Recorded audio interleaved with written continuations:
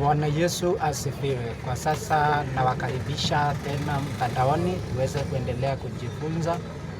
Mimi kwa majina naitwa David Ruto na niko hapa Ngongoni, stendi ya Marereni, eneo la Malindi, Kilifi County. Hapa ndipo nipo kwa sasa. Nawakaribisha tuweze kujifunza kuhusiana na kufanya matengenezo. Kwa kuwa tunahitaji kufanya matengenezo ili tuweze kupata nguvu ambayo Mungu ameweza kutuahidia katika neno lake. Kwa hivyo kwa majina ni David Ruto na nawakaribisha sana. Mungu asende kuwabariki. Na ikiwa ni mara ya kwanza kutazama video hii, ningeomba uweze kulike na kucomment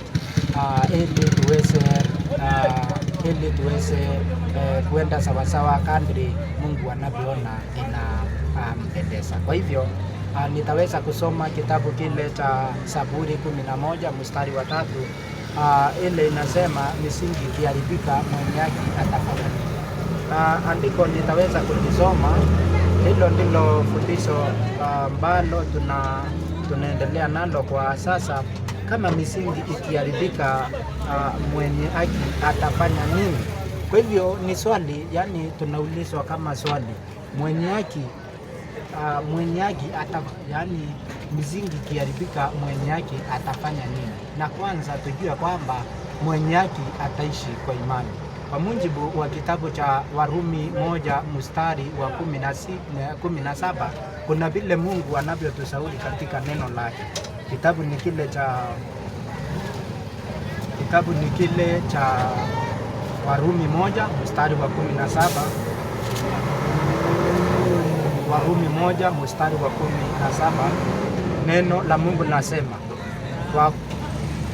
kwa maana haki ya Mungu imedhihirishwa ndani yake, toka imani hata imani, kama ilivyoandikwa, mwenye haki ataishi kwa imani. Kwa hivyo kwa mujibu wa Warumi 1 mstari wa 17, kipengele ambacho tumeweza kuangalia hapa, tumeona mwenye haki ataishi kwa imani. Sasa mwenye haki ni nani? Tutaweza kusoma andiko la Isaya 51 mstari wa 7 tuweze kuona mwenye haki ni nani. Kitabu ni kile cha Isaya 51 mstari ni ule wa 7. Kitabu cha Isaya 51 mstari ni ule wa 7. Neno la Mungu linazidi kusema, nisikilizeni ninyi mjuao haki, watu ambao mioyoni mwenu mna sheria yangu. Msiogope matukano ya watu, wala msifadhaike kwa sababu ya dhihaka zao. Kwa hivyo kwa mujibu wa kitabu cha Isaya 51 mstari wa 7, tunaangalia, tunaona nisikilizeni ninyi mjuao haki, watu ambao mioyoni mwenu mna sheria yangu. Tunaendelea kitabu cha Isaya 51, tumeweza kuangalia, tukaona mwenye haki ni yule ambaye anahifadhi amri za Mungu katika moyo. Kwa hivyo pia kitabu cha Ezekieli 18 mstari wa 9, neno la Mungu kuna vile linazidi kusema. Kitabu cha Ezekieli 18 mstari ni ule wa 11, mstari ule wa 9. Ezekieli 18 mstari wa 9, neno la Mungu linasema hivi: tena ikiwa amezifuata sheria zangu na kusisika hukumu zangu, mtu huyu ni mwenye haki, hakika ataishi, asema Bwana Mungu. Kwa hivyo kwa mujibu wa kitabu kile cha Ezekieli 18 mstari ni ule wa 9, tunaona kwamba mwenye haki ni yule anayehifadhi amri za Mungu na hukumu zake.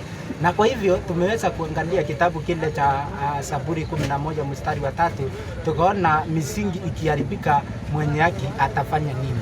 Kwa hivyo mwenye haki kile ambacho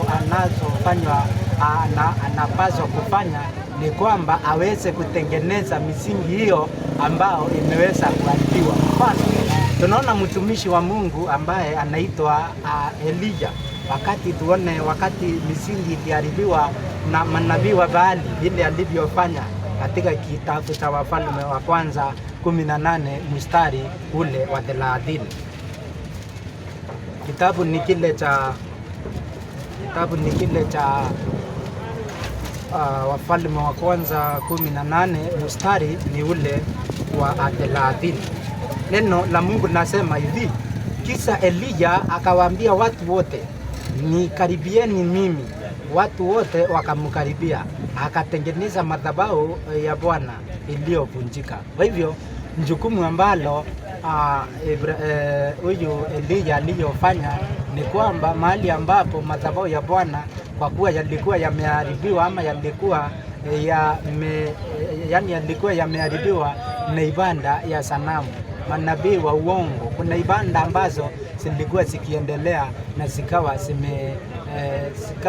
zimeharibu zimeweza kuharibu madhabahu ya Bwana. Kwa hivyo tukaona jambo lile alilofanya aliweza kutengeneza tena, na kwa hivyo pia tunahitaji kufanya matengenezo ili tuweze kupokea nguvu ambayo Mungu amekusudia tuweze kuipokea, tuweze kujifunza kusikiliza sauti yake na kuitii. Kwa hivyo ninyi mnaofuatilia, ikiwa ni mara ya kwanza kutazama video hii ama kuingia mtandaoni huu, kwa hivyo wakati ambapo tunapoendelea kujifunza, pia tutapata somo katika kitabu cha Isaya 33 mstari ni ule wa 6. Neno la Mungu lazidi kusema hivi: nyakati zako zitakuwa nyakati za kukaa imara, za wokovu tele na hekima na maarifa. Kumcha Bwana ni hazina yake ya akiba. Kwa hivyo tunahitaji hazina hii ya akiba, na kile ambacho tuliweza kukipoteza Mungu ataweza kuturejeshea tena kama tutaweza kufanya matengenezo ya hakika ukweli, kwa kuwa Mungu huchukulikia mioyo yetu, lakini akili yako hayakunyang'anya. Kwa mujibu wa kitabu kile cha Mithali 17 mstari wa 3 inasema Bwana huchukulika na mioyo. Kwa hivyo Mungu huchukulikia mioyo, na ndivyo kwa maana naombea kila mmoja tuweze Mungu asindi kutuumbia mioyo safi, asindi kutuandaa na asindi kutuimarisha tuweze kuishi katika imani kama vile wanafunzi wa Yesu walipomwambia aweze kuwaongezea imani. Kwa Luka 17 aya ya 5, Yesu aliweza wanafunzi wake walimwambia aweze kuwaongezea imani, kwa kuwa kuna mambo ambayo tunayoyapitia katika dunia hii ambayo kama Mungu hawezi akatusaidia kutuongezea imani, tunaweza kurudi nyuma na turudi nyuma tupotee. Lakini naombea kila mmoja tusirudi nyuma, bali tukanyange mbele na tuendelee kupambana, kwa kuwa yeyote atakayeshinda kwa mujibu wa kitabu cha Ufunuo 21 mstari ule wa 7 ataweza kurithi yale Yesu ameweza kutuandalia. Kama vile kitabu cha Yohana 14 aya ya 1 hadi aya ya 5 kuna pia yale Yesu anatuahidi hapo, anatuambia tusifadhaike mioyoni mwetu, bali tumwamini Mungu na tuweze kumwamini Kristo, kwa kuwa nyumbani mwa Baba yangu mna makao mengi. Kama sivyo ningaliwaambia. Mungu atukuzwe. Hili ndilo eneo la Ngongoni. Watazamaji mnaofuatilia mtandao wa KCM.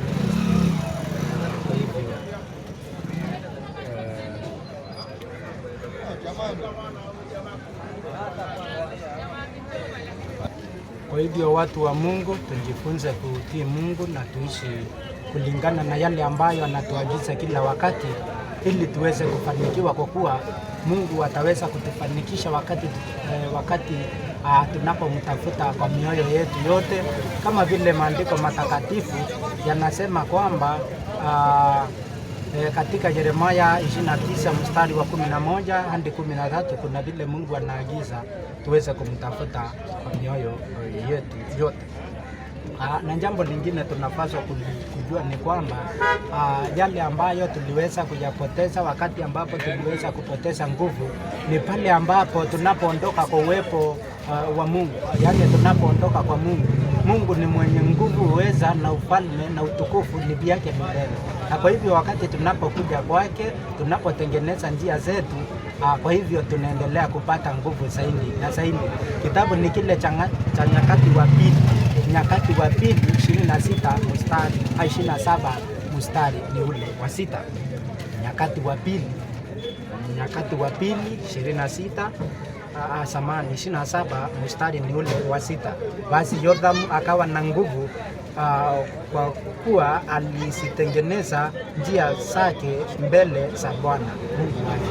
Kwa hivyo tunaona huyu mtumishi anapata nguvu wakati ambapo anapofanya matengenezo. Mungu atukuzwe kwa ajili ya neno lake, na Mungu asindi kuwabariki na asindi kuwaongoza sana na asindi kuwaimarisha ili tuweze kuwa na tabia yake ile ambayo amekusudia kadri kitabu cha Petro wa pili 1 mstari wa 4, kama vile tulivyoitwa mwito yani vile tulivyoitwa mwito wa kuwa na tabia ya uungu. Mungu anatamani tuweze kuwa watakatifu kadri yeye alivyo, ili tabia zetu zilingane na tabia za mbinguni, tuhamishwe katika dunia hii tuende dunia ambayo tutaishi kufurahia milele sote. Mungu wa amani asinde kuwa pamoja nanyi. Tutaweza kuomba sisi sote tutaweza kunyenyekea tuweze kuomba ili tukatishie kipindi cha asubuhi hapa. Baba yetu mpendwa, jina lako litukuzwe, limidiwe milele sote mfalme. Na kabidhi watumishi wako ulimwenguni kote, sindi kuwaonekania, sindi kuwaimarisha, na pia usindi kututakasa. Ni kupitia jina kula Yesu tumeomba na kuamini. Amen.